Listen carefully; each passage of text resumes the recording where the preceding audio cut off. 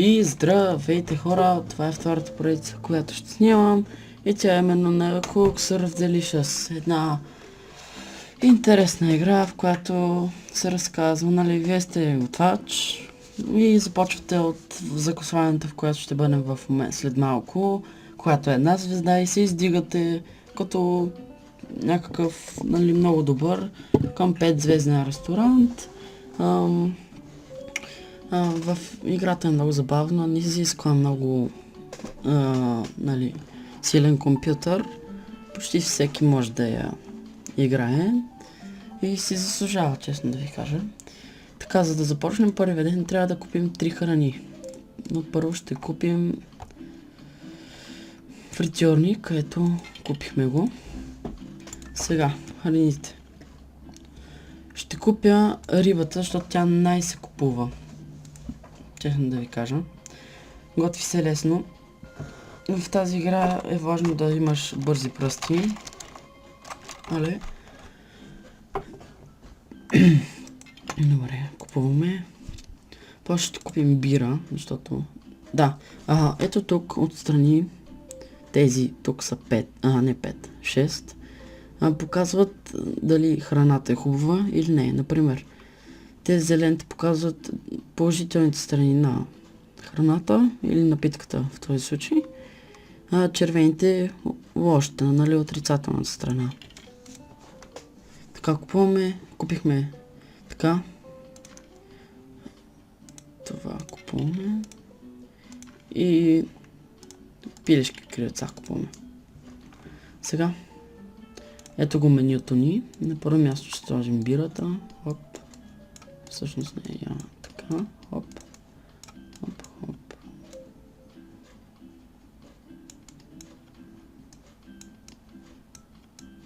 Хоп, хоп. Добре, така ще изглежда нашето меню.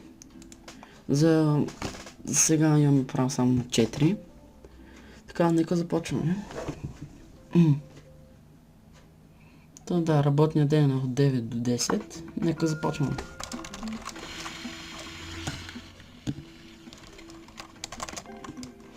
Играта е доста интересна.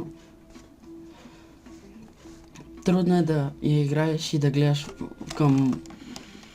надолу към клавиатурата, защото все нещо ще изпуснеш. Объркахме поръчката. Дома се не ви. Не сложих сол. Случва се. Добре.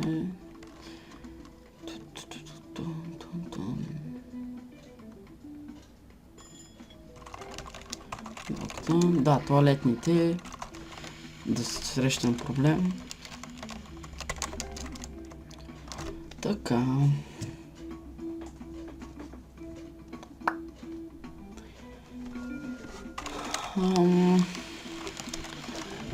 Предполагам, че на всеки епизод ще играя или един ден, нали, в играта, или два, максимум два. Ще станат много дълги, предполагам по 10 минути е перфектното време за един клип. Максимум 15. Ръшавър. Добре. Шугър. Цак. Тройката, единицата, четвърка. Този иска захар. Цак. Бира. По обяд много бира пиете, бе. На този не може да сипах. Стават такива грешки. Просто в момента е ръшавър. Ръшавър означава, че в момента най-се купува. Така, този... първо четвърката.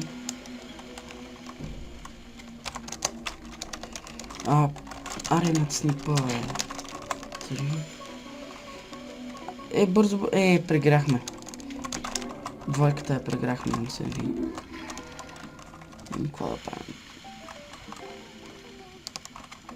То можем и докато сме тук. Добре, вече ще знам. Да, за сега, за първия ден, надали сме много добре. Не съм играл доста време самата игра.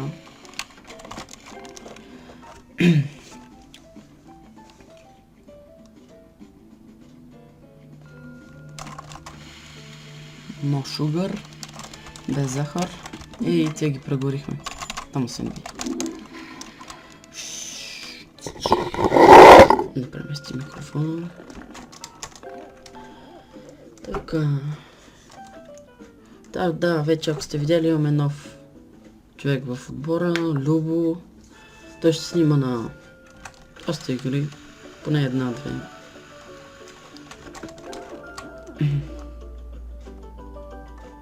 Приятна музичка. Нещата около канала, мисля, че вече са ви ясни. Вече имаме 12 сабскрайбера.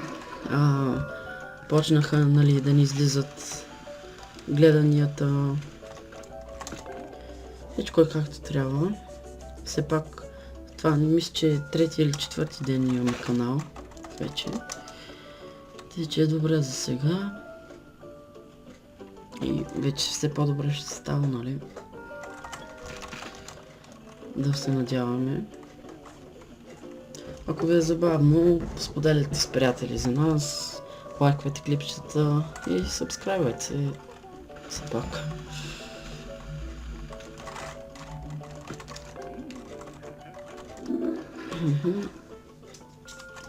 И сега ще дойде Rush Hour отново. Трябва да се... ето го. Добре.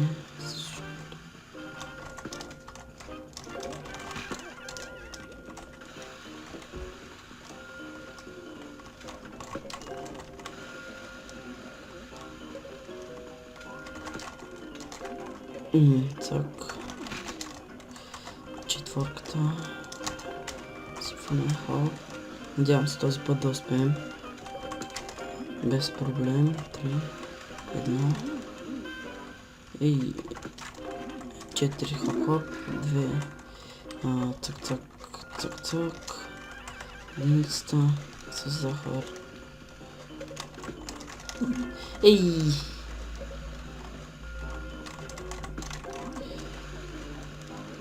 На шугар.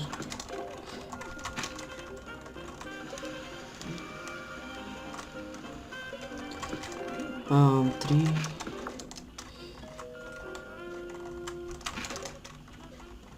Четири, едно. Малко се обърквам.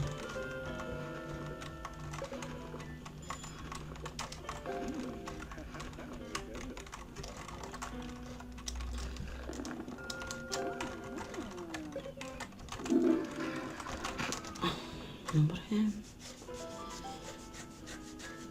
Рибата най-лесно се прави. Мисля. Това да, както се виждате, стремим се да качваме все повече клипчета, колкото можем.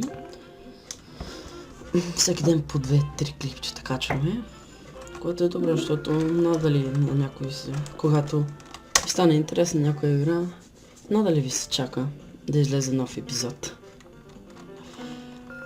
Не, на мен никога не се чака. Заради това се стремим да са по-добри. Така, хоп.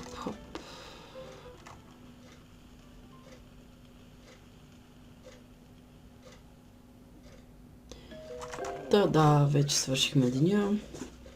10 часа. Имаме 2 лоши поръчки, 3 горе-долу и 50 добри. Отзивите са добри. Добре, сега ето тук. Това са звездите. За да имаме 2 звезди, ето това тук, тези 5, които не са изпълнени, трябва да бъдат изпълнени. Трябва ни тип джар, т.е. което на български за бакшиш. Вярно, така беше. Ето го. Поръчваме го. То ще ни е нужно за сега. Да видим дали някой друго да купим.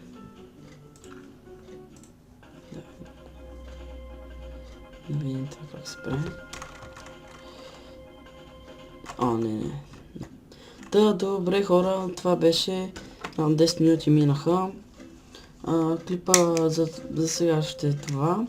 Нали, първи епизод. Очаквайте втори доста скоро. Даже може в момента, когато гледате този клип, да изляза втори епизод. Да, сабскрайбвайте, лайквайте, споделяйте с приятели и до следващия път.